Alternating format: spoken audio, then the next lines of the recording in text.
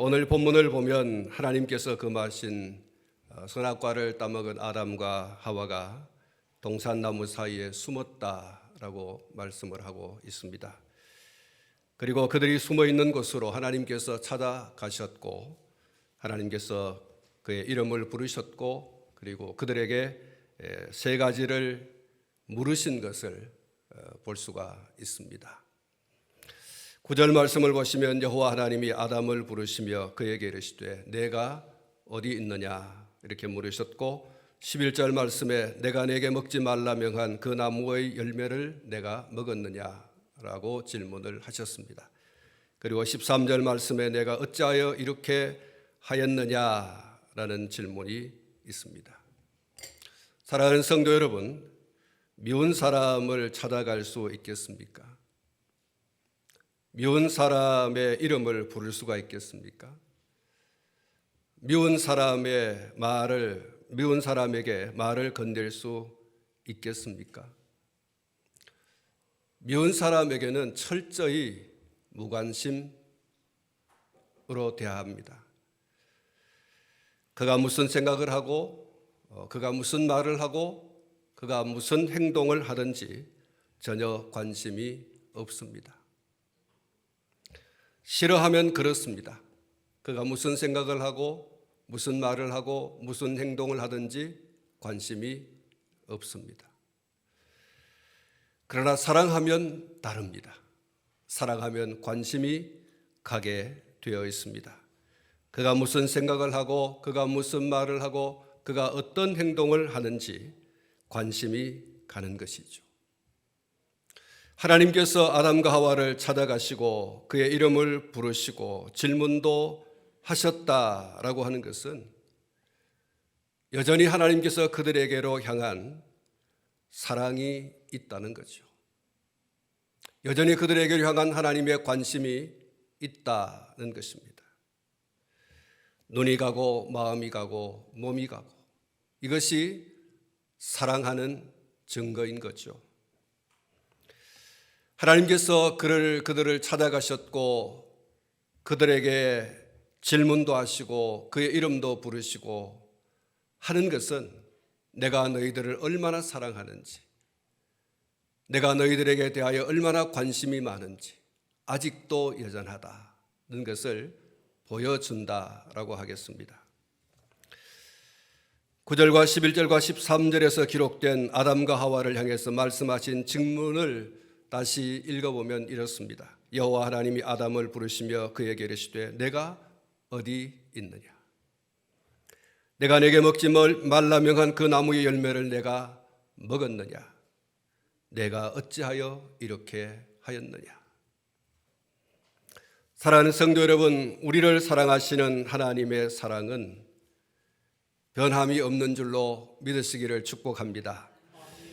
하나님은 우리가 어디에 있었는지, 어떤 생각을 했는지, 어떤 말을 했는지, 어떤 행동을 했는지 하나님은 다 알고 계십니다. 왜 그렇습니까? 우리를 사랑하기 때문입니다. 우리에게 대한 당신의 관심이 지극하기 때문에 그렇습니다. 시편 기자가 시편 139편에서 이렇게 고백을 하고 있습니다. 주께서 내가 앉고 일었음을 아시고 멀리서도 나의 생각을 밝히 아시오며 나의 모든 길과 내가 눕는 것을 살펴보셨으므로 나의 모든 행위를 익히 아시오니 여호와여 내 혀의 말을 알지 못하시는 것이 하나도 없으시니이다. 내가 주의 영을 떠나 어디로 가며 주의 앞에서 어디로 피하리이까? 내가 하늘에 올라갈지라도 거기 계시며 스올에 내 자리를 펼지라도 거기 계시니이다. 내가 새벽 날개를 치며 바다 끝에 가서 거주할지라도 거기서도 주의 손이 나를 인도하시며 주의 오른손이 나를 붙드시리이다. 할렐루야. 시편 44편 21절에는 이렇게 또 고백을 하고 있습니다. 하나님이 이를 알아내지 아니하셨으리까? 물어주는 마음의 비밀을 아시나이다. 우리에게 향한 하나님의 관심, 우리에게 향한 하나님의 사랑이 얼마나 지극한지 그 정도를 가늠하기 어렵다. 하나님은 우리의 마음의 생각에 우리의 마음에 무엇을 품고 있는지, 어떤 비밀을 가지고 있는지, 우리 머릿속에 무슨 생각을 하고 있는지, 하나님은 우리에 대해서 너무도 세심하게 알고 계신다는 거예요. 그것에 대하여 깊은 관심을 가지고 계신다라고 말씀을 하고 있습니다. 예레미야 선지자가 이렇게 고백을 했습니다. 예레미야서 23장 24절에 여호와의 말씀이니라 사람이 내게 보이지 아니하려고 누가 자신을 은밀한 곳에 숨을 수 있겠느냐. 여호와가 말하노라 나는 천지에 충만하지 아니하냐. 우리를 향한 하나님의 관심, 우리를 향한 하나님의 사랑은 천지에 충만합니다. 그 수를 헤아릴 수 없을 만큼 충만한 거죠. 사랑하는 성도 여러분, 우리를 향한 하나님의 관심과 사랑이 이렇게 지극하다면 우리는 이런 하나님의 사랑과 관심에 대하여 어떻게 반응해야 하는가?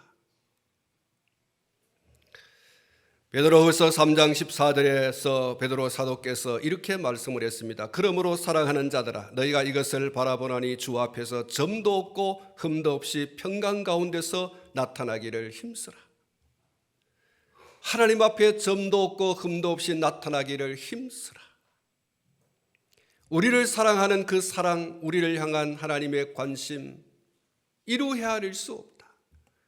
이런 지극한 사랑을 받는 우리는 하나님께 대하여 어떻게 반응해야 되는가? 하나님의 사랑과 하나님의 관심에 부합하는 삶을 살아야 되겠다. 이게 우리의 하나님을 향한 자세죠. 자행자지하면서 사는 삶이 아니라 하나님의 우리를 향한 관심과 사랑에 부합되는 삶을 살아야 되겠다. 그것을 베드로 사도께서 점도 없고 흠도 없이 나타나기를 힘쓰라 하고 있어요. 하나님의 마음을 상하게 하고 하나님의 마음을 고통스럽게 하는 것이 아니라 하나님의 마음에 즐거움과 기쁨을 드릴 수 있는, 여러분, 이것이 하나님을 우리를 창조하신 가장 큰 목적이 아니겠습니까? 그 목적에 맞는 삶을 저와 여러분들이 살아가야 한다는 것입니다. 사랑하는 성도 여러분, 오늘 이 본문 말씀은 지난 주일에 말씀을 드린 것처럼 인간이 자기를 향한 사랑과 관심에 부합되지 않는 파산의 삶을 산 모습을 보여주고 있습니다. 복에 겨워 복을 차버리는 이런 모습을 아담과 하와가 보여준 거죠. 아담과 하와가 하나님께서 금하신 선악과를 따먹고 숲을 가운데 숨어 있었습니다.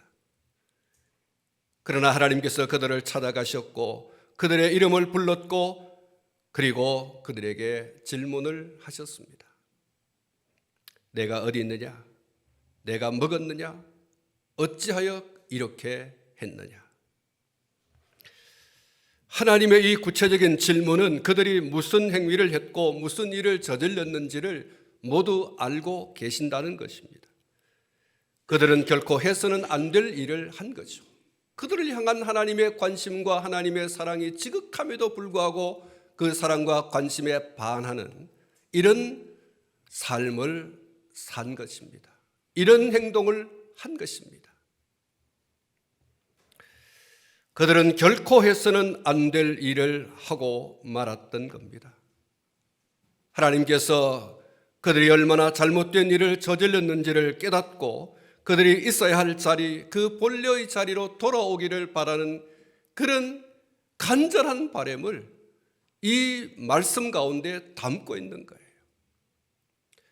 너희가 나의 뜻을 저버리고 너희 마음과 뜻대로 자행자지하며 살았지만 내가 기대하고 내가 바라는 것은 돌아오라는 거예요.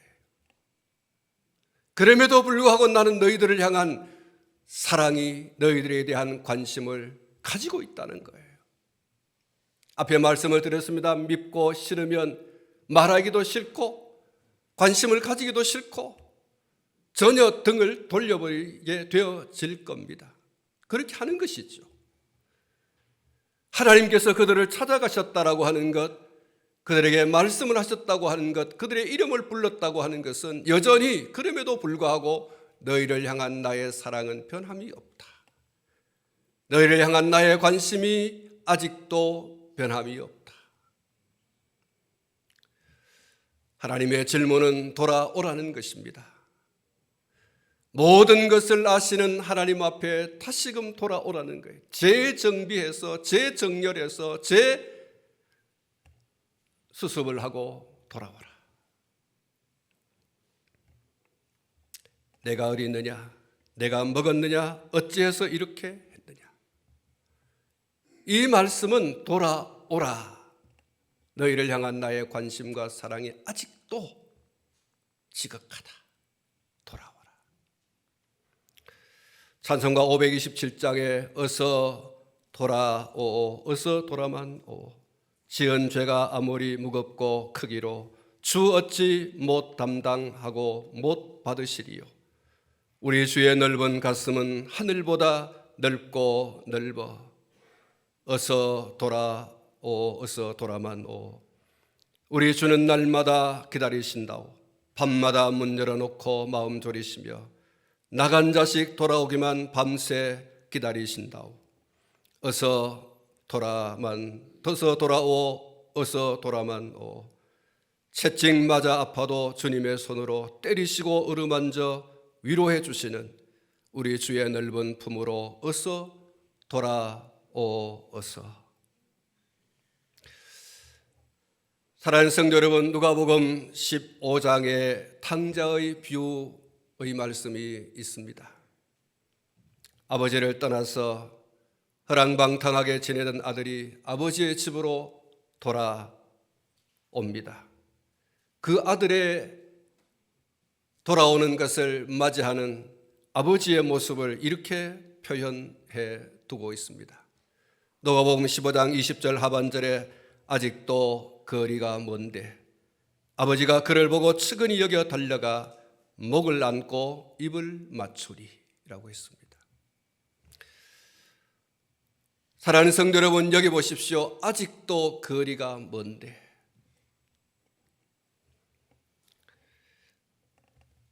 여러분, 아버지는 돌아오는 아들과의 거리가 너무나도 멀음에도 불구하고 그가 누구인지를 단번에 알아보았습니다. 다른 사람은 몰라봐도 아버지는 저 멀리 어렴풋이 보이는 아들의 움직임을 보고서 아들이구나 알아봐요. 단번에 알아보는 거예요. 그의 몸짓, 그의 손짓, 그의 발짓, 그의 움직이는 그 움직임을 보면서 내 아들이구나. 그래서 오늘 성경이 이렇게 말하고 있습니다. 아직도 거리가 먼데. 남들이 알아볼 수 없는 거리에 그 아들이 있음에도 불구하고 아버지는 그 아들이 그가 누구인지, 당신의 아들인 것을 단번에 알아보았다는 것입니다. 어떻게 했습니까? 그를 보고 측은히 여겨 달려가 목을 안고 입을 맞추었다. 그렇게 말하고 있어요. 달려가 그랬어요. 긴가민가, 맞나 안 맞나, 그러면 조금 더 오면 알아보고 가야지, 조금 더 오면 알아보고 가야지, 이게 아니에요. 어렴풋이 보이는 아들의 모습이지만 그가 아들인 것을 알고 아버지는 달려갔다 그랬어요. 전력 질주하여 그 아들을 향하여 나아간 아버지의 모습. 아버지는 확신했어요. 내 아들이구나. 내 아들이구나. 알아보고 달려가서 목을 안고 입을 맞추었다. 그랬어요. 아무리 거리가 멀어도 어렴풋이 움직이는 그 작은 움직임 하나만 보아도 아버지는 그가 자신의 품을 떠나갔던 아들이었던 것을 단번에 알아차렸고 주저함 없이 그 아들을 향해 달려갔다. 이렇게 기록을 하고 있습니다. 사랑하는 성도 여러분, 아들은 혹시 아버지를 잊어버리고 살았었을 수 있습니다. 그러나 아버지는 한시도 잊을 수가 없었어요. 먹을 것이 없어 쥐염 열매를 먹고 그 돼지우리 안에서 하늘을 쳐다보며 지난날 내가 아버지의 집에 있을 때 먹고 있고 마시는 것에 걱정 없이 살았지 않던가, 이렇게 생각하는 그 시점에 아들은 비로소 아버지를 생각하고 아버지의 집을 생각했지만 아버지는 그렇지 않았어요. 집을 떠나간 그 순간부터 돌아오는 그 순간까지 아버지는 한순간도 아들을 잊어버릴 수가 없었어요. 잊어버리지 않았습니다. 그러기에 저 멀리 그 아들이 타국에 가서 허랑방탕하게 살고 그 세월이 얼마인지 모르지만 그 세월이 지나갔지만 그럼에도 불구하고 어렴풋이 보이는 그 아들의 모습을 보고 내 아들이다 확신했어요. 그리고 달려갔어요. 아들은 잊어버렸을 수 있어도 아버지는 잊어버릴 수가 없었습니다. 기쁜 날에는 기쁜 일 때문에 이 아들이 생각나고, 슬픈 날에는 슬픈 것 때문에 아들이 생각나고,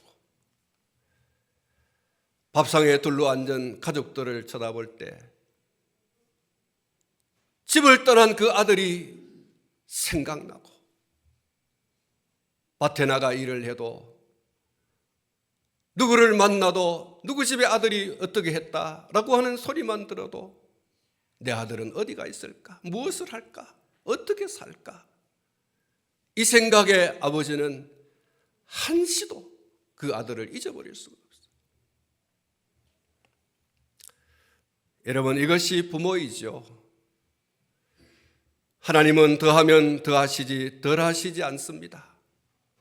하나님은 더하면 더하지 덜하시지 않으셔요. 그래서 이사야 선지자가 이렇게 말했습니다. 이사야 49장 15절에 여인이 어찌 그 젖먹는 자식을 잊겠으며 자기 태에서 난 아들을 긍휼히 여기지 않겠느냐. 그들은 혹시 잊을지라도 나는 너를 잊지 아니할 것이라. 할렐루야. 한번 따라하겠습니다. 나는 너를 잊지 아니할 것이라. 그렇습니다. 혹시 부모가 자식을 잊어버린다 할지라도 나는 너를 잊어버리지 않겠다. 하나님의 당신 백성을 향한, 당신의 사람을 향한 이 지극한 관심과 사랑을 이사야 선지자가 이렇게 담아 표현을 하고 있는 것입니다. 그렇습니다. 하나님의 사랑은 누구도 말릴 수 없는 사랑이에요. 아무도 말릴 수 없는 사랑이에요. 요한 사도께서 우리를 향한 하나님의 사랑을 이렇게 말했습니다. 요한복음 3장 16절 하나님이 세상을 이처럼 사랑하사 독생자를 주셨다. 우리를 사랑하신 하나님의 사랑은 당신의 독생자를 주실 정도로 사랑하셨다.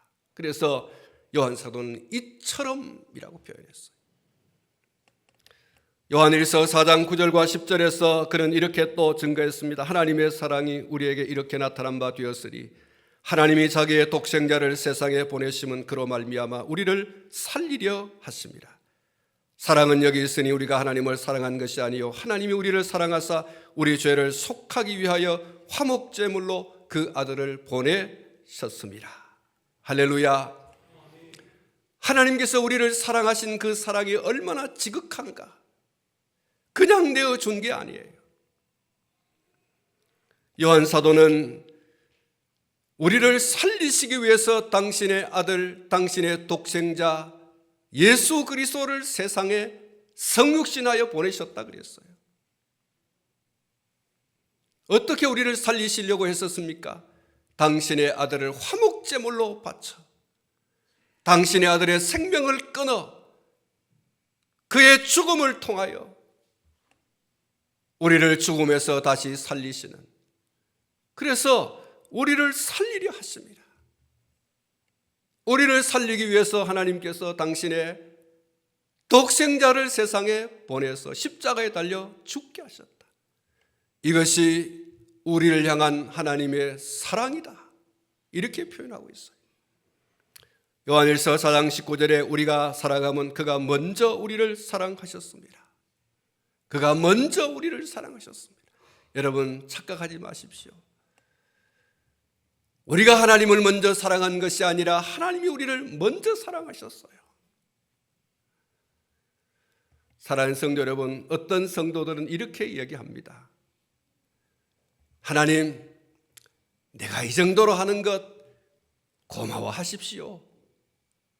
사랑하는 성도 여러분, 우리가 무엇을 한들 하나님께 하나님 고마워해 달라 이렇게 할 정도의 어떤 것이 되겠습니까? 우리는 어떤 행위를 한다 할지라도 하나님의 우리를 향한 그 사랑에 천만문지 만만문지 일도 못 갚는 거예요. 하나님이 우리를 사랑하셔서 당신의 독생자를 주지 않으셨다고 하면 우리는 어떤 처지에 처해 있는 자가 되는 것입니까? 우리는 지옥의 형벌을 받을 수밖에 없는 그런 처지에 처할 수밖에 없는 존재 아니었습니까? 우리가 무엇을 했다 할지라도 하나님, 내가 이만큼 했으니 고마워 좀 해주십시오. 이렇게 할 만한 것이 아무것도 없다는 거예요. 바울이 고린도서 15장에서 말씀한 10장에서 말씀한 것처럼 나의 나된 것은 오직 하나님의 은혜다. 할렐루야. 하나님의 은혜. 전적인 하나님의 은혜가 없었다고 하면 우리가 어떻게 구원을 받고 어떻게 하나님의 나라에 들어갈 수 있는 자가 될 수 있었습니까?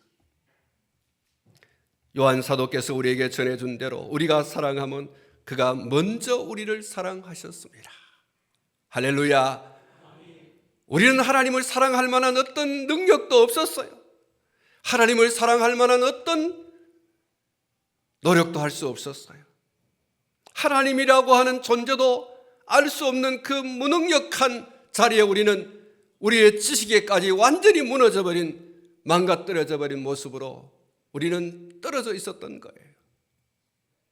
하나님 편에서 당신을 보여주시고 들려주시고 하나님 당신을 더 잘 알 수 있도록 이 말씀을 우리 가운데 주셔서 우리가 하나님을 아는 지식을 얻게 된 거예요.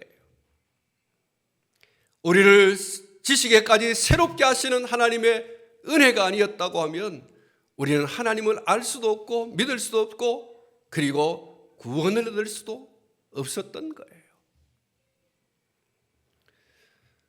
우리가 하나님을 사랑한 것이 아니라 하나님이 먼저 우리를 사랑했다는 이 사실을 여러분 잊지 않기를 축복합니다.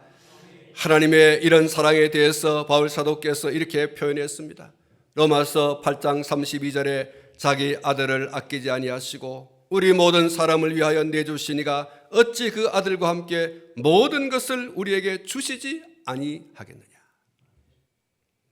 하나님 당신의 독생자를 우리에게 주신 하나님께서, 그 사랑의 하나님께서 우리에게 또 무엇을 더 아끼겠는가?